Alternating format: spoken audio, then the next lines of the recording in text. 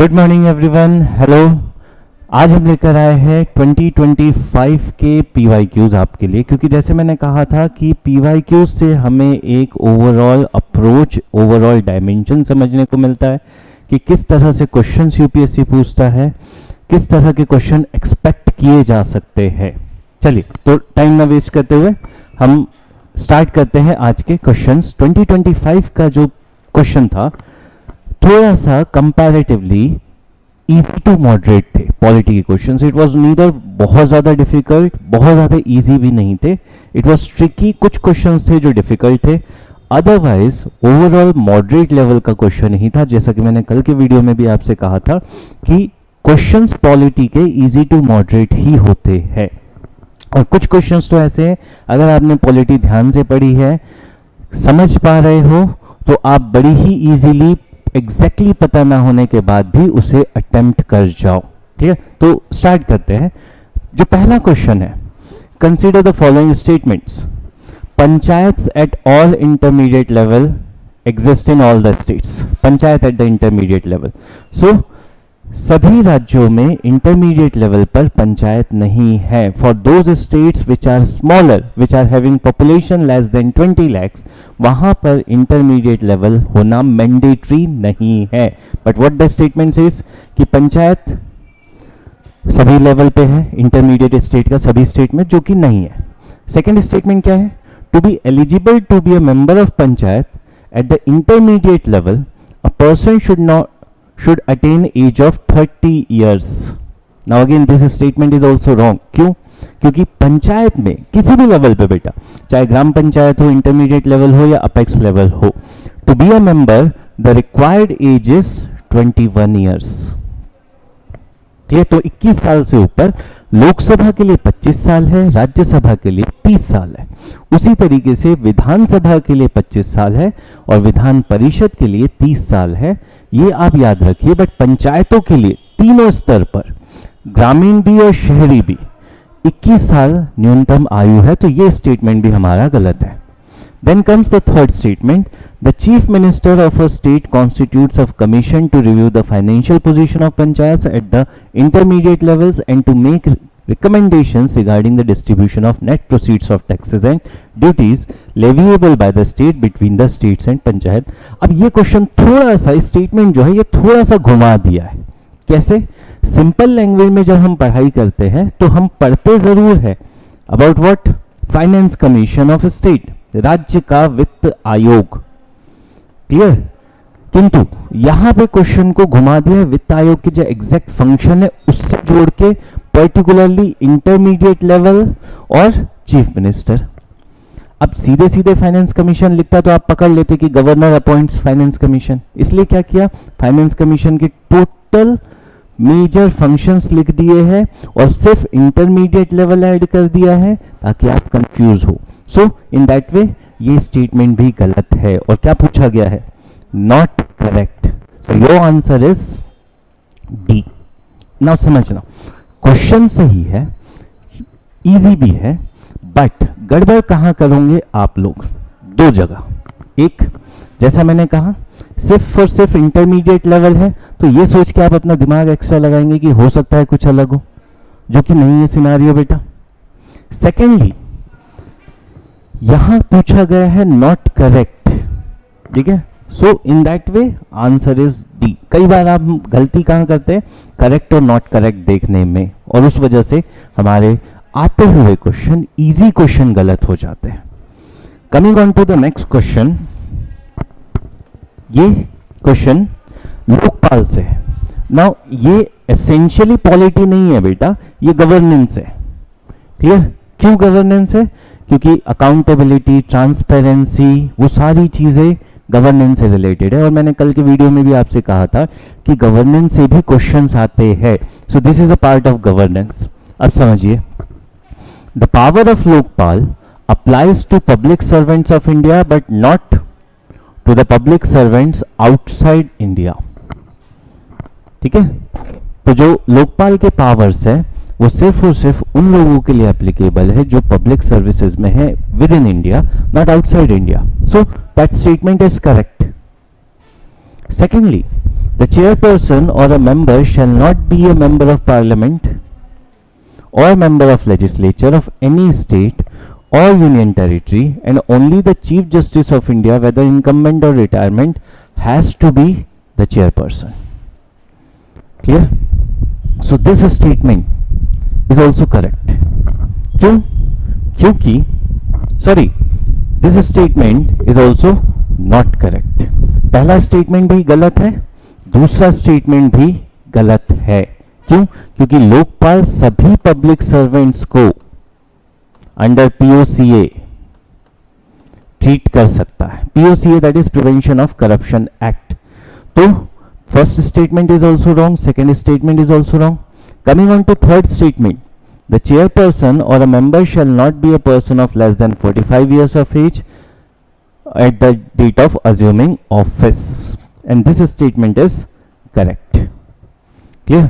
So third statement is correct. Coming on to fourth statement, Lokpal cannot inquire into allegations of corruption against sitting prime minister. जो वर्तमान प्रधानमंत्री है उनके खिलाफ लोकपाल जांच नहीं कर सकता. ये स्टेटमेंट भी गलत है. क्यों गलत है? क्योंकि लोकपाल सिटिंग प्राइम मिनिस्टर के अगेंस्ट इंक्वायरी कर सकता है, इन्वेस्टिगेशन कर सकता है, बट उसके लिए out of the 9 member team of Lokpal कितना मेजॉरिटी चाहिए? 3/4.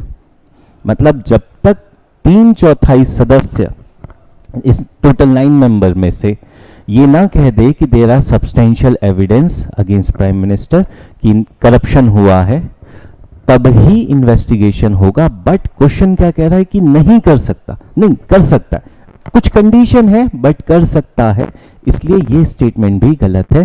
The only statement which is correct is statement number 3. So our answer is option number A. Clear? ये थोड़ा सा डिफिकल्ट लेवल का क्वेश्चन है क्योंकि एग्जैक्ट फैक्ट पूछे गए हैं. क्लियर? इसके बाद coming on to the third question, तीसरे सवाल की अगर हम बात करें तो it is regarding the pardoning power of the president. राष्ट्रपति की क्षमादान की शक्तियां. अब अगर राष्ट्रपति की क्षमादान की शक्तियों की बात करें तो president has the power to grant pardon, reprieve, respite, remission and commutation. 5 तरह की क्षमा राष्ट्रपति प्रदान कर सकते हैं. किंतु क्वेश्चन क्या है?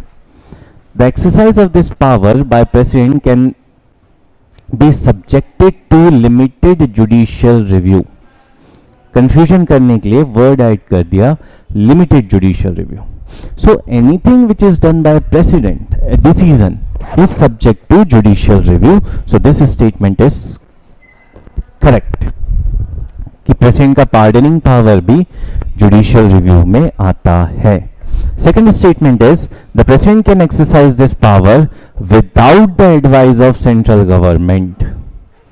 बिना केंद्र सरकार की सलाह पे राष्ट्रपति इसका प्रयोग कर सकते हैं, and this statement is wrong. क्यों? क्योंकि राष्ट्रपति सलाह लेते ही लेते हैं काउंसिल ऑफ मिनिस्टर से, और वो सलाह मिनिस्ट्री ऑफ होम अफेयर से आती है. तो इस सलाह का लेना जरूरी है, मानना जरूरी नहीं है. अगर स्टेटमेंट ये होता कि प्रेसिडेंट फॉलोज और bound by the advice of the council of minister in this regard, तो स्टेटमेंट गलत हो जाता. ठीक है? यहां पे क्या लिखा है? Without advice. ये स्टेटमेंट भी गलत है. सलाह ली जाएगी, मानना ना मानना वो अलग चीज है, बट सलाह ली जाएगी, और इसीलिए स्टेटमेंट नंबर 2 गलत है, स्टेटमेंट नंबर 1 करेक्ट है. That's why our answer is 1. Clear? So हमें समझना होगा कि पार्डनिंग पावर से किस तरह के क्वेश्चन आते हैं, और अगर आप पॉलिटी के लेक्चर्स देखेंगे तो वहां पे आपको ये चीजें मिल जाएगी. Coming on to next question, अगला जो सवाल है it is related with parliament. Again parliament is an important topic. मैं बार बार अपने वीडियोस में कह रहा हूं कि पार्लियामेंट एक इंपॉर्टेंट टॉपिक है. आप पार्लियामेंट के हर एक एस्पेक्ट्स को इन डेप्थ कवर कीजिए, वहां से आपको हर साल क्वेश्चन मिलेंगे ही मिलेंगे. इस क्वेश्चन में क्या है? It is related with the speaker. On the dissolution of the house, The speaker shall not vacate his office until immediately before the first meeting of the house of the people after the dissolution. Now समझिए इस चीज को, जो अध्यक्ष होते हैं लोकसभा के, वो सिर्फ लोकसभा के अध्यक्ष नहीं होते हैं, लोकसभा का जो सचिवालय होता है उसके चेयरमैन भी होते हैं।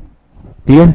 अब उस पर्सपेक्टिव में लोकसभा को वो कंटिन्यूटी देने के लिए, उसके कार्यों को वो निरंतरता देने के लिए, लोकसभा का जो अध्यक्ष होता है लोकसभा के विघटन के बाद तुरंत इस्तीफा नहीं देता है, वो तब तक पद पे बना रहता है जब तक अगली लोकसभा का गठन ना हो जाए।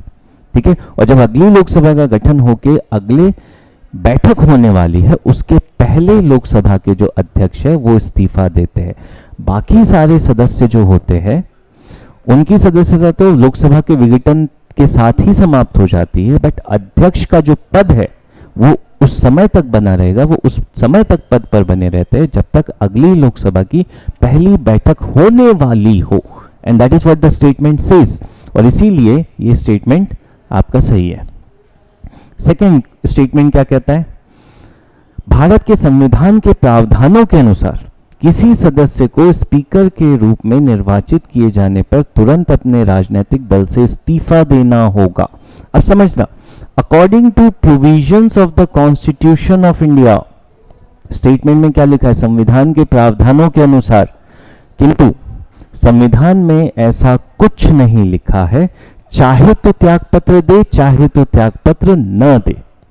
क्लियर? वो उस व्यक्ति पर निर्भर करता है, बट परंपरा ये कहती है कि दे देना चाहिए ताकि लोकसभा अध्यक्ष का जो पद है ये मान लिया जाए कि वो निष्पक्ष रूप से कार्य कर रहा है, किसी राजनीतिक दल के अधीन नहीं है।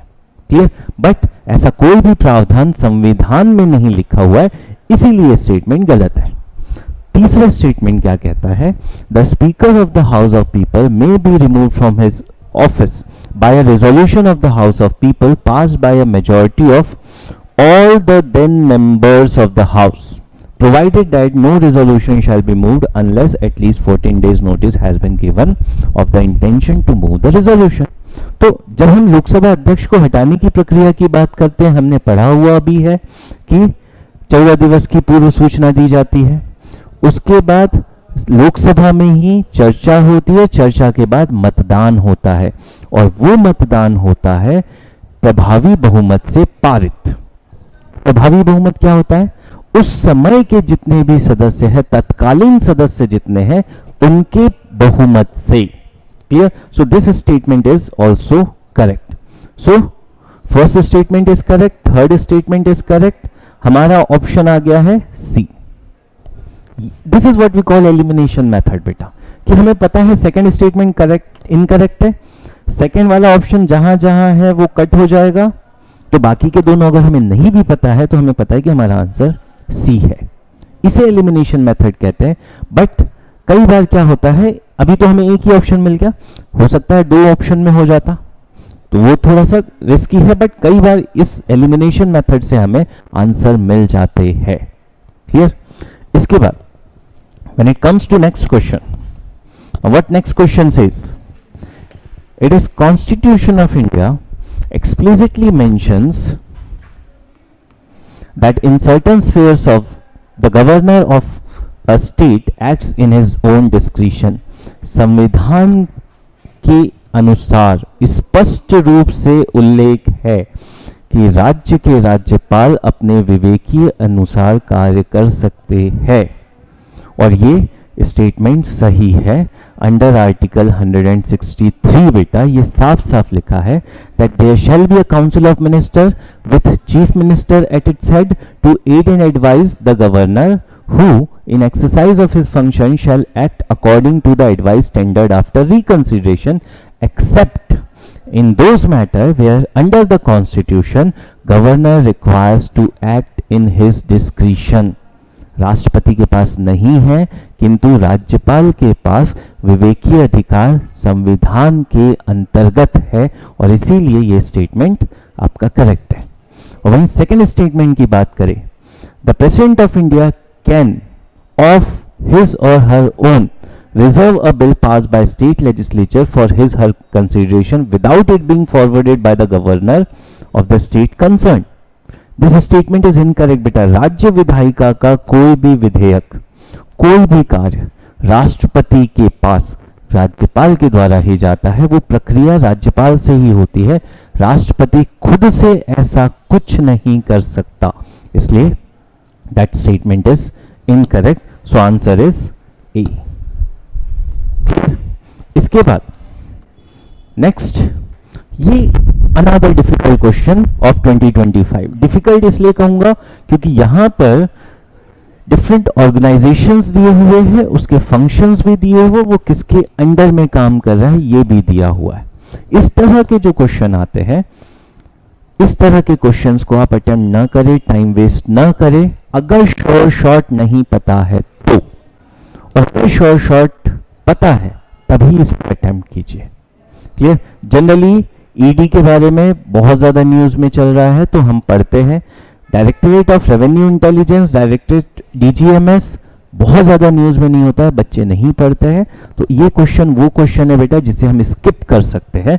बट यहां अगर हम इस चीज की बात करें तो ED enforcement of fugitive economic offenders act के अंतर्गत काम करता है, बट वो मिनिस्ट्री ऑफ होम अफेयर्स के अंडर नहीं होता है, it is under ministry of finance, वित्त मंत्रालय के अधीन कार्य करता है।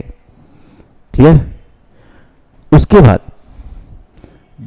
Directorate of revenue intelligence, customs act 1962 के अंतर्गत ये department of ministry of finance में ही काम करता है।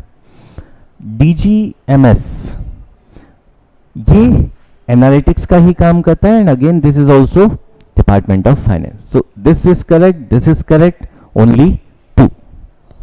Only 2 doesn't means only this. Only 2 means 2 statement सही है। ठीक है, ये यूपीएससी ने ट्रिक या ये यूपीएससी ने कंफ्यूजन क्रिएट करना शुरू किया है 2023 में। जैसे मैंने पिछले वीडियो में कहा था कि 2023 में पूरा पैटर्न ही चेंज किया था यूपीएससी ने, एलिमिनेशन मेथड को खत्म किया था।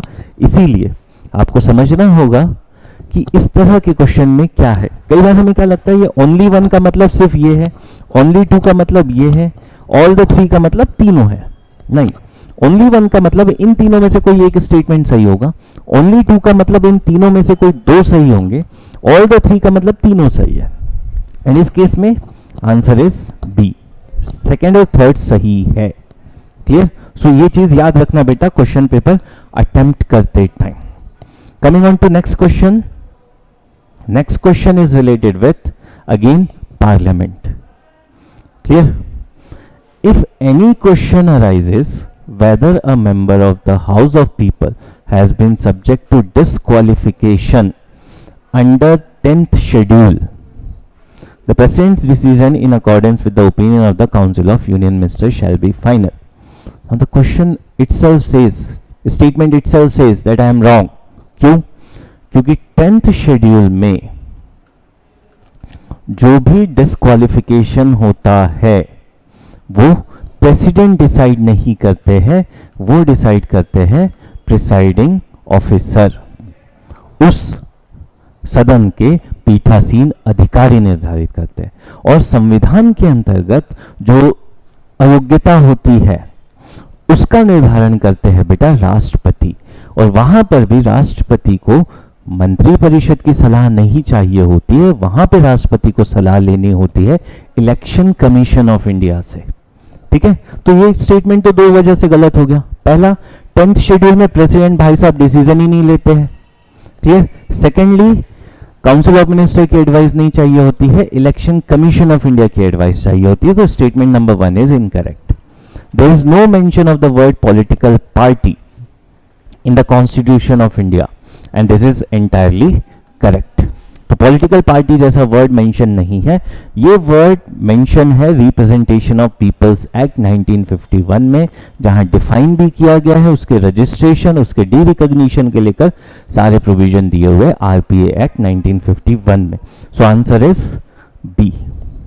Clear? Coming on to next question, that ये क्वेश्चन थोड़ा सा अगेन मैं कहूंगा मॉडरेट टू डिफिकल्ट लेवल पे है। क्यों?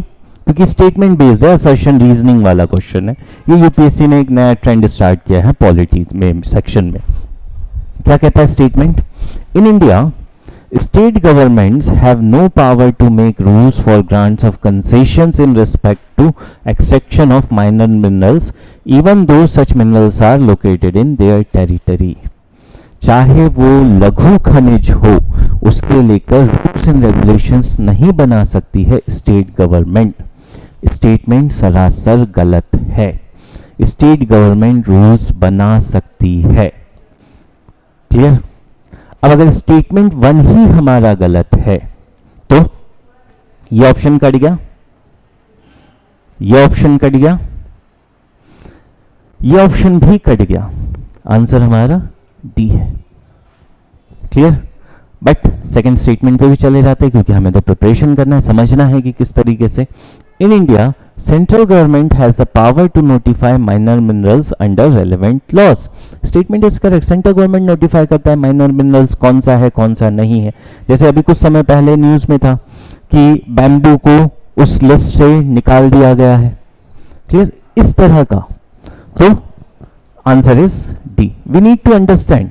समझो बेटा, मैं बार बार कहता हूं, क्लासेस में भी कहता हूं, आप लोगों को भी समझा रहा हूं, नॉलेज इमेंस होना is not the requirement of prelims. Prelims का रिक्वायरमेंट ये है कि आप किस तरीके से सही आंसर तक पहुंच रहे हैं, चाहे वो एलिमिनेशन मेथड हो, चाहे वो लॉजिक हो, चाहे वो टू द पॉइंट फैक्ट्स याद रख के हो, but anyhow you need to get your answer correct. That's it. ठीक है? प्रीलिम्स में अगर 100 आउट ऑफ 100 क्वेश्चन अटेम्प्ट कर लिए और 100 आउट ऑफ 100 क्वेश्चन सही भी कर लिए, कोई फायदा नहीं है। क्यों? क्योंकि मार्क्स ऐड नहीं होंगे। आई बात समझ में? इसीलिए we need to prepare very smartly. किस तरीके से हमें तैयारी करना है ये इंपॉर्टेंट है। चलिए अगले सवाल पे आते हैं। With reference to Indian polity consider the following statements. An ordinance can amend any central act. किया जा सकता है बेटा। An ordinance can abridge a fundamental right। Statement is incorrect.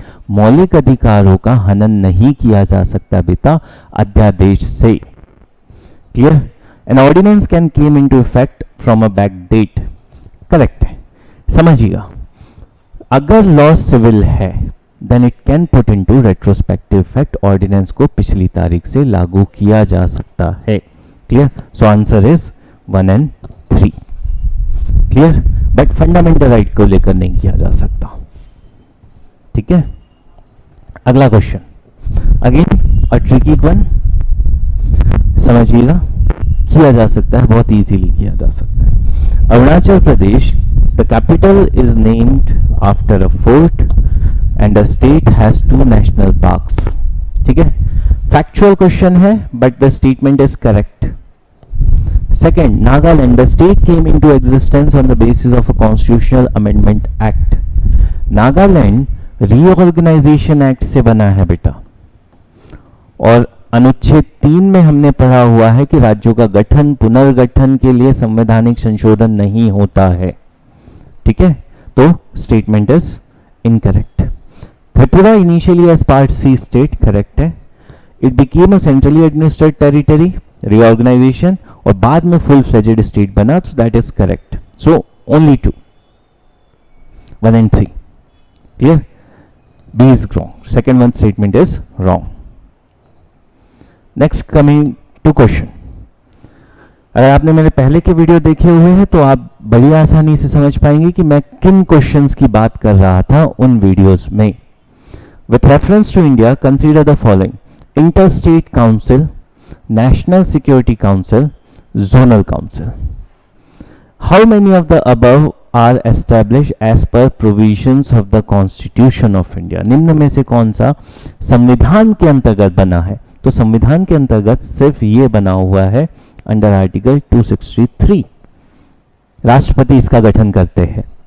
ठीक है? बाकी जोनल काउंसिल्स और एनएसजी ये एक्स्ट्रा कॉन्स्टिट्यूशनल बॉडी है। इनका उल्लेख संविधान में नहीं है और इसीलिए आंसर इज ए। मैं उस वीडियो में भी कहा था, आज फिर कह देता हूं कि कौन सी चीजें कॉन्स्टिट्यूशनल है, कौन सी चीजें कॉन्स्टिट्यूशनल नहीं है, कौन सी चीजें स्टैट्यूटरी है, इन चीजों पे ध्यान रख लेना क्योंकि क्वेश्चन बनता है और ये देखिए पिछले साल ही क्वेश्चन है।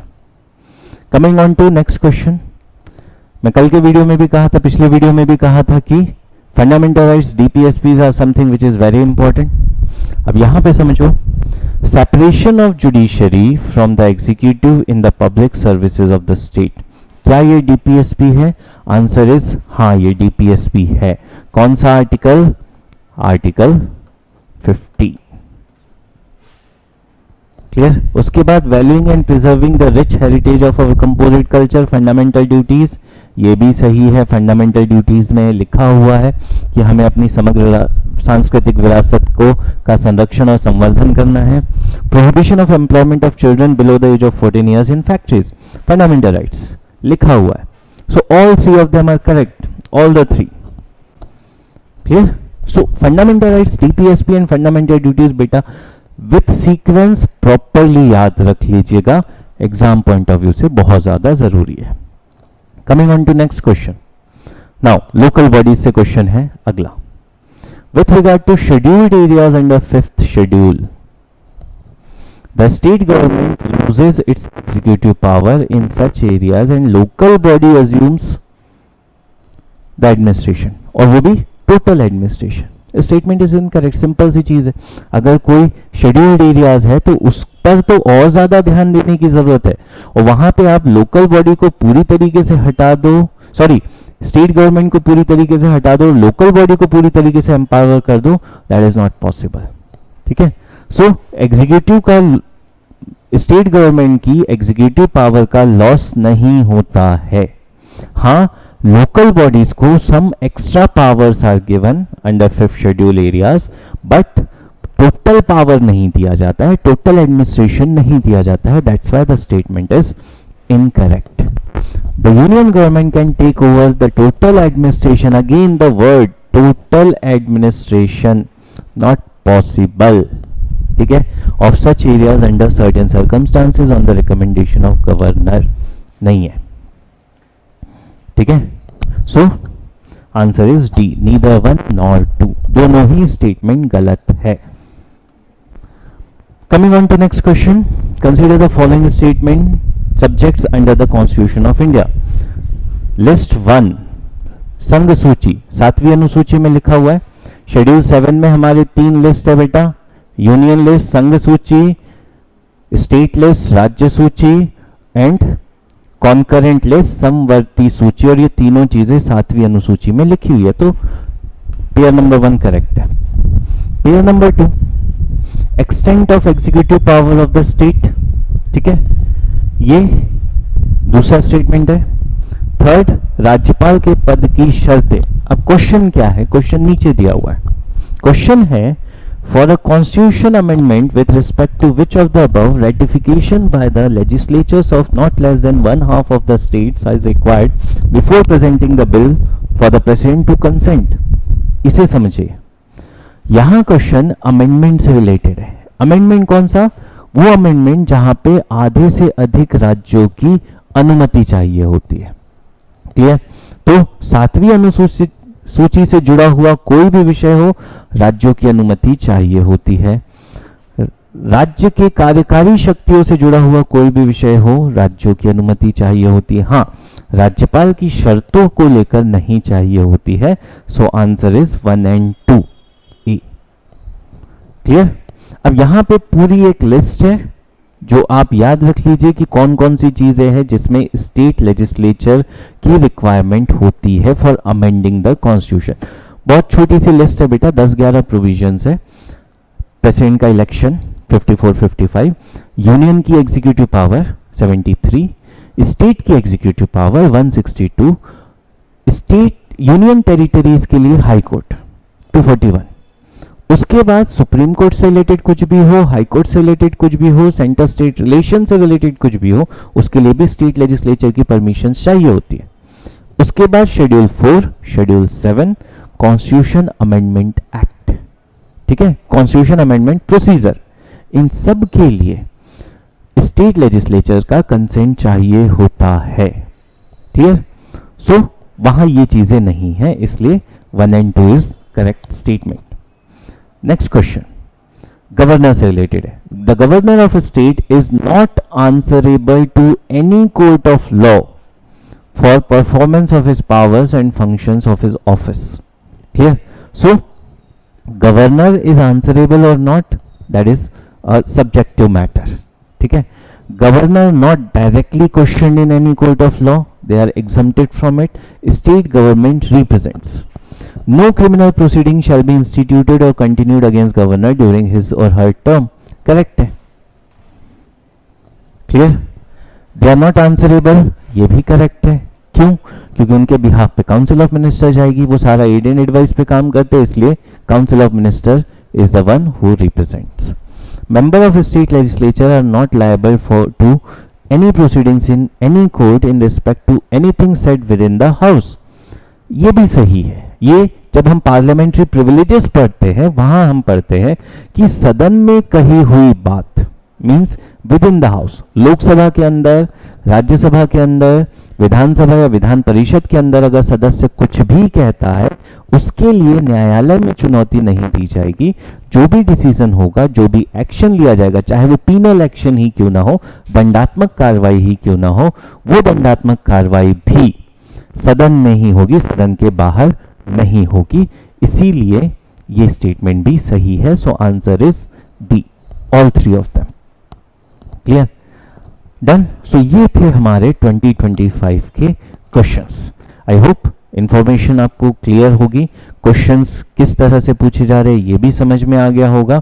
और अब आपको इसी तरह से क्वेश्चंस की प्रिपरेशन करनी है, टॉपिक्स की प्रिपरेशन करनी है कि किस तरह से क्वेश्चन यूपीएससी पूछता है डिफरेंट टॉपिक्स से. ओके? सो अगले वीडियो में हम 2024 का क्वेश्चन पेपर लेकर आएंगे, फिर 2023. इस तरीके से कुछ प्रीवियस ईयर क्वेश्चन पेपर करने के बाद हम आएंगे मॉडल क्वेश्चंस पर कि किस तरीके से यूपीएससी क्वेश्चंस पूछ सकता है, कौन कौन से ऐसे इंपॉर्टेंट टॉपिक्स है जहां से क्वेश्चन पूछे जाने की हाई प्रोबेबिलिटी है. वो वीडियोस में लेकर आऊंगा. आपने अगर चैनल सब्सक्राइब नहीं किया तो चैनल को सब्सक्राइब कर लीजिए और लाइक कर लीजिए. Thank you.